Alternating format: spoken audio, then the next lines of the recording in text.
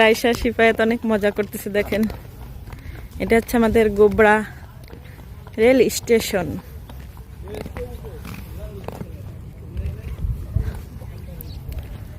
এই যাচ্ছে কাউন্টার, এই যে, আর এটা হচ্ছে ট্রেনের রাস্তা। এইখানে আসে আর কি ট্রেন থামে। মিষ্টি আছে, মিষ্টি আছে, হ্যাঁ খাইলাম তো। মজি নেই, মজ লিবার লাগবে, দুধ আনা লাগবে, দুধ দিয়ে কলা দেখাতে হবে। এটা হচ্ছে পুরি, পুরি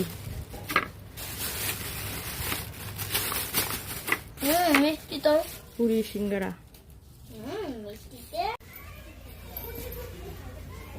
সব মালে খাই পাইপ না, যত মাল আছে সব মালে।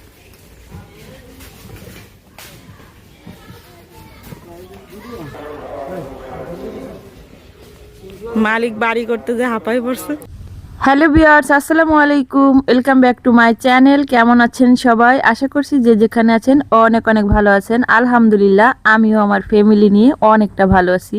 তো যাই হোক, দেখেন সকাল সকাল ভিডিওটা শুরু করলাম। তো এই যে দেখেন আমাদের রান্নাঘরে হচ্ছে কাজ করবে আর কি, পাইপ লাগাবে, বেসিং লাগাবে, তারপর হচ্ছে টয়লেটের যে পাইপ, সেই পাইপগুলো লাগাবে। এই কারণে হচ্ছে পাইপ কিনে নিয়ে আসছে সকাল সকাল আপনার ভাইয়া বাজারে গিয়ে। তো এখানে হচ্ছে 8,000 টাকার পাইপ কিনে আনছে। শুধু মাটির তলেই চলে যাবে 8,000 টাকার পাইপ। আর উপরে যে কল, ওই কলগুলো এখনও কেনা হয় নাই, তো পরবর্তীতে কিনবে। আর এই যে হচ্ছে দেখেন ফ্যান, মানে টয়লেটের যে প্যান, সেই প্যানটা হচ্ছে এই যে, তো এটা হচ্ছে 1300 টাকা নিছে।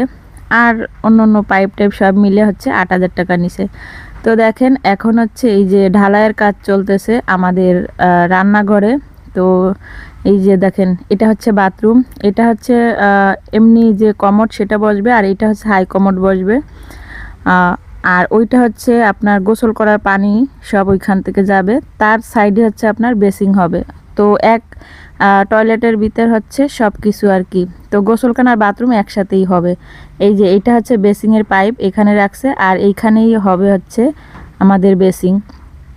আর এইখান থেকে এই মাঝখান দিয়ে একটা পার্টিশন হবে, মানে রান্নাঘর হচ্ছে আমাদের রান্নাঘর। তো রান্নাঘরও যে ঢালাইয়ের কাজ চলতেছে, আগে প্রথম আর কি ফিনিশ করে নিচ্ছে, তারপর হচ্ছে ঢালাই দিবে।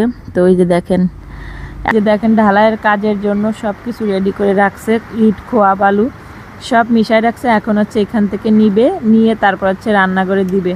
তো এখানে অনেকেই আছে কাজ করার জন্য, মিস্ত্রিরা আছে, আমার হাজব্যান্ড আছে, আমার ভাই আছে, তো সবাই আছে আর কি।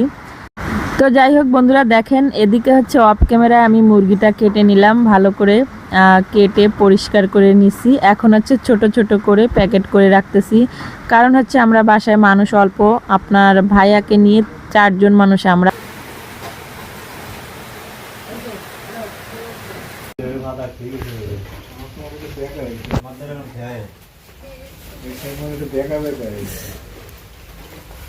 কি দেখা হয়েছে নিচে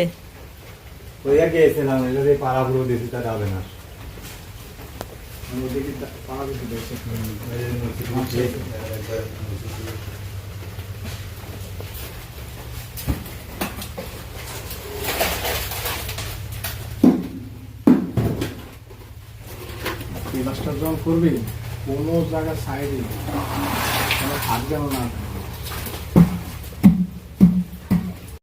তো যাই হোক দেখেন, এখন হচ্ছে এটা হচ্ছে পরের দিন সকালবেলার ভিডিও। তো পরের দিন সকালবেলা আসে এই যে প্লাস্টার করছে রান্নাঘরটাকে, এখন হচ্ছে রং করতেছে, আর এটা হচ্ছে কালো রং দিচ্ছে। ওই কি রাখে চলে গেছে,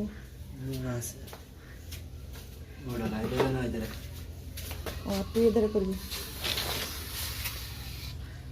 এটাই ভালো হয়েছে মানে এই ঢালাইটাই ভালো হয়েছে। তোর ইটগুলো নষ্ট হতো, ঢালাই তোমার দেয়া লাগতে এই ভিট করে দিলাম, ওই ভিট টাইজ দেবো না, এই ভিট করা লাগবে না। আর এখানে তো টাইজ হবে, মানে টাইজ না দিলে মেলবে না রে, বুঝছো? এখানেও টাইজ হবে, হ্যাঁ। নাহলে এই দিদি যখন টাইজটা দেবে না, টাইজটা করে দাগ, তো টাইজ মানে এখানে